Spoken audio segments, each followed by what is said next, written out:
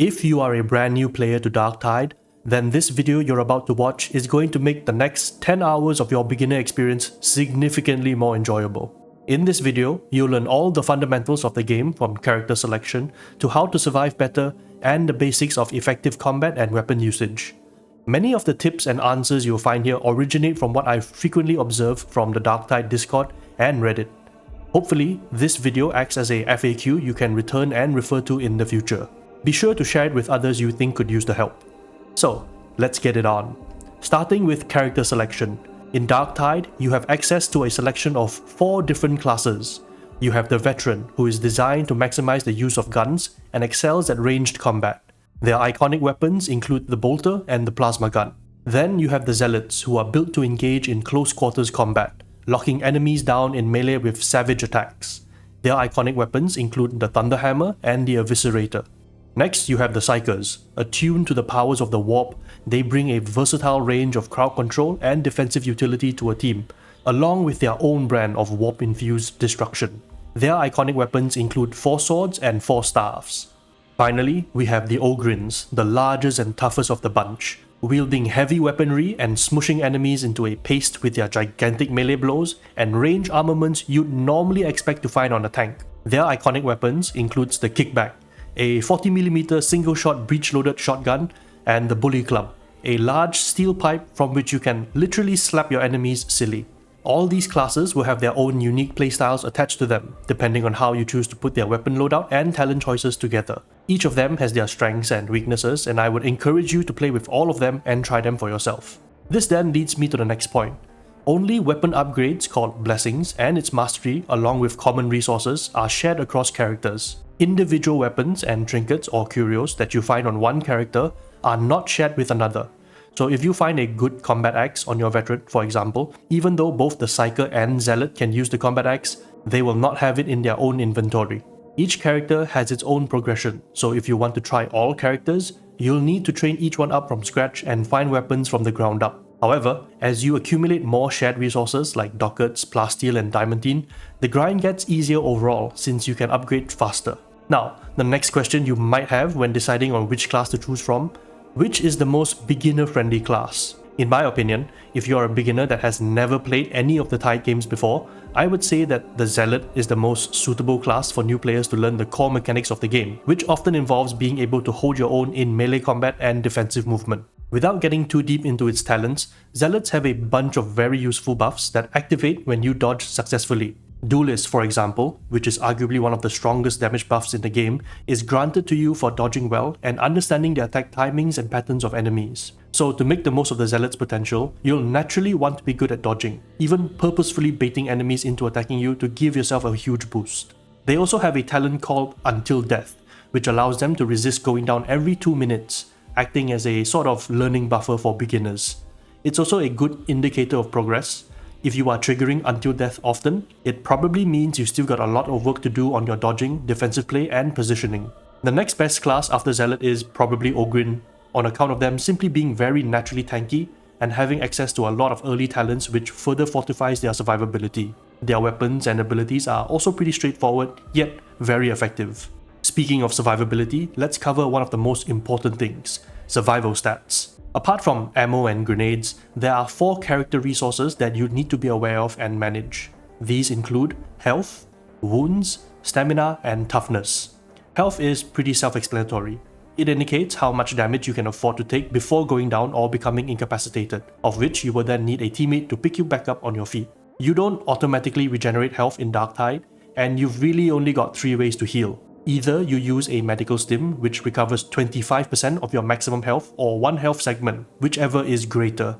You can also deploy a medical crate, which creates a healing aura that heals you and your teammates over time. And finally, you can always seek out a Medicae station as you traverse through the mission, which fully heals you and removes all your corruption as well. Wounds indicate how many times you can afford to go down. If you go down on your last wound, your character dies and you need to wait to respawn and your allies to rescue you. By default, human characters have 2 wounds and can only afford to go down once. Ogrins are special and have 3 by default, allowing them to go down twice instead. In more detail, your health bar is segmented into different parts. Each part is a wound, and a wound simply splits your health into however many segments based on how many wounds you have. This means more wounds alone doesn't increase your health, just how much health you'll have after getting picked up. Lower difficulties will give you more wounds to start with, making going down more forgiving. Finally, we're going to talk about Corruption, which is a negative purple debuff that can be applied by some enemies. It can lower your maximum health and erode your wounds, potentially outright removing your wound entirely. Make sure to keep an eye on your health bar. You wouldn't want any surprise downs turning into an outright death. Next, we have Stamina. Stamina is a resource that is spent whenever we sprint, push, and block. Stamina regenerates passively after not spending any stamina for a brief moment. Something important to note. Dodging resets the timer that you need to wait for your stamina to begin to regenerate. This means that dodging frequently while spending stamina can leave you in a position where you don't have any more stamina to spend, potentially putting you in a bad position. If you sprint without any more stamina, you'll spin slower. If you block without any stamina, your guard will break, stunning you momentarily and leaving you open to being attacked. Without any stamina, you are not able to push enemies away either, losing one avenue of defenses. Many downs and lost games can often be attributed to spending too much stamina too recklessly in the wrong moment. That's something to keep in mind. The last survival stat to manage is Toughness. Toughness is the blue bar above your health, and how it works depends on whether you get hit by a melee attack or a ranged attack. If you get hit by a ranged attack, your Toughness works like an overshield. It will keep absorbing range damage until it breaks, upon which damage will bleed into your health. If you get hit by a melee attack, your Toughness works like a damage reduction armor. It will reduce incoming melee damage to your health based on how much Toughness you have left relative to its maximum value. Here's a simple example to illustrate the concept. Let's say you have a full 100 Toughness and a Poxwalker hits you for 40 damage. Because your Toughness is full, you prevent 100% of the melee damage from the Poxwalker and your Toughness will take 40 damage. The next time the Poxwalker attacks you, you'll only have 60 out of 100 of your Toughness. This means you'll only prevent 60% of the Poxwalker's melee attack to your health.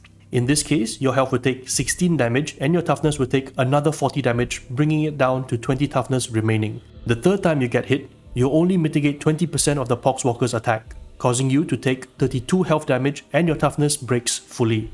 So from this example, your Toughness against melee enemies is like an armor that decays the more damage you take, and the more damage you take, the less and less reduction it can provide. One of the best ways to keep yourself alive in combat is to keep your Toughness topped up. As long as it's full, you can always afford to take one melee attack from an enemy, with the exception of overhead attacks from maulers, crushers, and some monster attacks. So how do you regenerate Toughness? Different classes will have different mechanisms of regenerating Toughness. For example, the Ogrin has a talent where smacking multiple enemies with a heavy attack regenerates 20% of your maximum Toughness. The Veteran's Voice of Command ability can fully restore your Toughness at a press of a button, and the list goes on. But the two main core ways of regenerating Toughness will be through melee kills, which regenerates a flat 5% of your maximum Toughness per enemy kill, and Coherency Toughness Regeneration. What is Coherency? Coherency is a core mechanic in Darktide that basically acts like a character's aura radius, which is 8 meters by default. Characters can receive or provide numerous buffs from each other if they are within allies' coherency radius. However, for the purposes of Toughness Regeneration, you'll need to be at least one other ally to passively regenerate Toughness over time while no enemies are engaged in combat with you. Here's a really handy table to show you the base Coherency Toughness Regeneration rate depending on how many allies are near you. What this table reads is that you'll want to try to be as near as many allies as you can, since you'll regenerate your Toughness a lot quicker than if you are with less allies or alone. Keep in mind that without any allies nearby, your Coherency is 0, and therefore you can't passively regenerate Toughness through Coherency and will need to depend on your talents or melee kills to recover Toughness. Stay close to your team and you will literally improve your odds of survival. Next up, we have Defensive Movement. What you're about to learn here is going to be the foundation of your survivability in Darktide. If you don't master the art of dodging, you'll likely struggle to stay alive in the higher difficulties, let alone engage in combat. When your defensive movement becomes muscle memory as you practice, you feel like Neo in the Matrix as you effortlessly dodge and evade attacks with ease. It's a high that you won't find anywhere else. Dodging is the act of your character evading an attack either by moving to the side, diagonally, or backwards. When it comes to dodging, there are two variables to keep in mind. The first is dodge distance, followed by effective dodge count. Dodge distance indicates how much space each of your dodges can create. This is primarily determined by the weapon that you have out when you are performing the dodge. Weapons like the combat knife have a large positive dodge distance modifier, allowing you to create a lot of space with each dodge, making you very slippery in melee combat. On the other hand, you have weapons which impose a negative dodge distance modifier, reducing the space you can create. This tends to appear on big clunky weapons like the Thunderhammer, for example. Effective dodge count indicates how many full dodges you can perform before your dodge distance starts to get smaller and smaller until your dodges basically don't create any space anymore.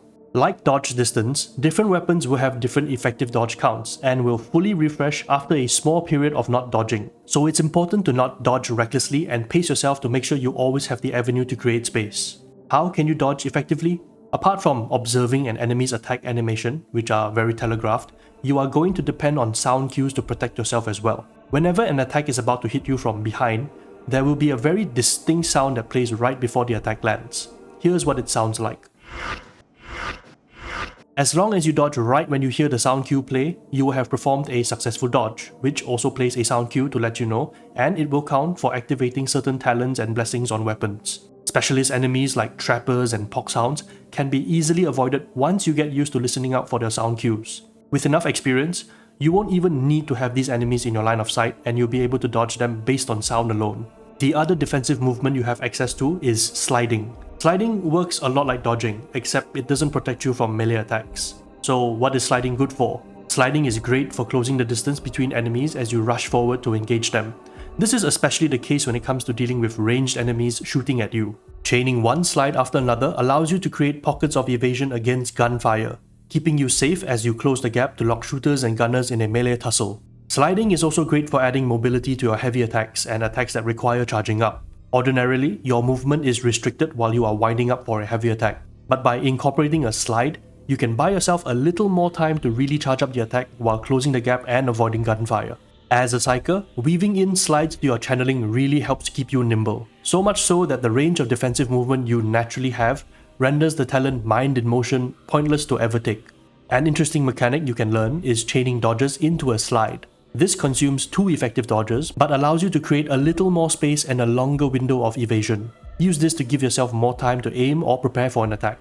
In this next section, we're going to talk about basic combat. While Darktide has a lot of gunplay, it is crucial that you have a firm understanding on how melee combat works. Everyone can aim and shoot, but many new players to Darktide often depend on their guns too much and fold over like a wet paper towel when they are inevitably locked in melee combat. So for this part, I'll be focusing on some melee combat basics, and for that, you'll need to know a little more about your melee weapons. Apart from light and heavy attacks, there are 3 basic things you need to know about your melee weapon, and these are attack patterns, attack type, and attack chains. Let's start with attack patterns. Every melee weapon has a distinct attack pattern. It is the swing animation of your various attacks, whether it's a left to right sweep attack, or a top to bottom overhead strike, etc. If you look at the attack pattern of any given weapon, it will show you the sequence of its attacks, with each attack having a distinctive attack type, like Vanguard, Relentless, or Strike Down. As a rule of thumb, certain attack types are more suited for damaging groups of enemies while others are built for effectively damaging a single target. How these different attack patterns and types are sequenced is called your attack chain. For example, if you spam the light attack button, you will cycle through the listed attack chain and repeat it. Some weapons have an interesting attack chain, where after a full sequence has completed, it may skip certain attack patterns and only repeat certain ones. The Shockmaul's heavy attack chain is one such example, where after the first horizontal heavy attack, it only ever repeats the overhead attacks until the attack chain is reset, making it very effective for bashing the heads of single targets in. Understanding what attack patterns and types a weapon has and how its attack chain flows can be the difference between a weapon feeling very clunky and anemic to feeling like it's an extension of yourself. This is something you'll learn as you play with each weapon over time, so make sure to try out everything and get a feel for it for the first time. Now, as part of your understanding of attack chains, I'll need to introduce you to push attacks. This attack is not found in a weapon's damage profile, but it has its own attack pattern and type.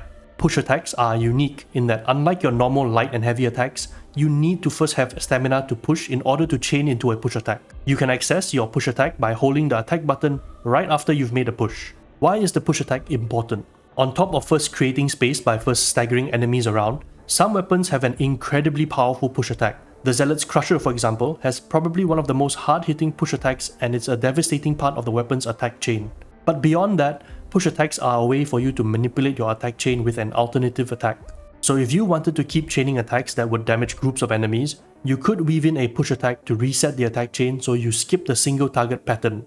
In the same vein, you can also use something called block cancel to reset your attack chain, where you interrupt the ongoing chain with a very brief block.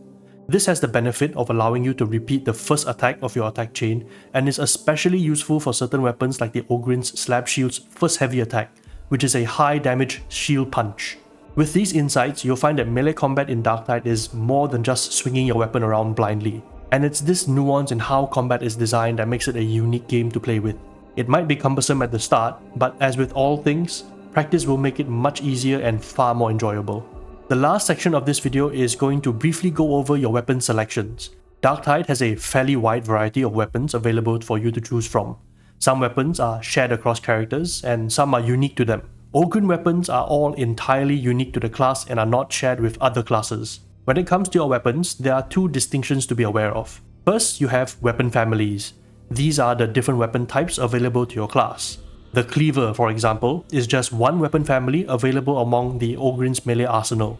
Next, within each weapons family, there are different weapon marks. This is usually designated with a mark number behind its name. Taking the Ogryn Cleaver for example again, within the Cleaver family there are 3 different marks: the Bull Butcher Mark 3, the Kurok Mark 6, and the Kurok Mark 4. All these weapons are considered cleavers, but they each have different attack patterns and chains. Different marks are built for different purposes. Some are built for horde clearing, while others are more geared towards single target damage. To access the different weapon marks, all you need is just one weapon from the weapon family. For example, if you have a Bull Butcher Cleaver, you can swap in between different marks at no cost and as many times as you want by accessing its mark menu in your inventory and then just switching to the mark you want to try out. Doing so will swap out the weapon but retain its stat distribution, perks, and blessings. I encourage you to explore all the weapons you come across, since it's entirely free to do so. As for where you can get access to weapons, you have 4 avenues of obtaining weapons. Assuming you've reached the appropriate level to unlock a weapon family, the most reliable way of getting a weapon you want will be from Brunt's Armory. Here you will find white weapons, which are weapons that are unupgraded and don't have any bonuses to them. In the same shop, you'll also find the rotating Requisition Armory, where you'll be able to purchase better grade weapons for some ducats. These weapons will come with a perk or a blessing to give your performance a boost in some small way. The third way of getting weapons is going to be from Sire Milk. Sire Milk is an NPC that sells curated weapons for Ordo Ingots, a special currency that you can only obtain from completing his contracts. Now, I will say that with Darktide's Unlocked and Loaded update, the use of Sire Milk as a source of weapons has been made mostly irrelevant because of how easy it is to craft the weapons you desire. The final way of getting weapons will be from simply completing missions. Higher difficulty missions will give you better grade equipment. If your thoughts are now wandering into how can I get the best weapon possible, I can tell you right now that trying to craft the perfect weapon will come about naturally as you obtain more mastery and open up the weapon's upgrade potential. I'll go over how to craft weapons in greater detail in another video. So for the time being, just enjoy the weapons you come across and have fun with them. With that, we've reached the end of this beginner guide. I know that I've just gone over a lot of information, probably too much for any new player to absorb in a single sitting.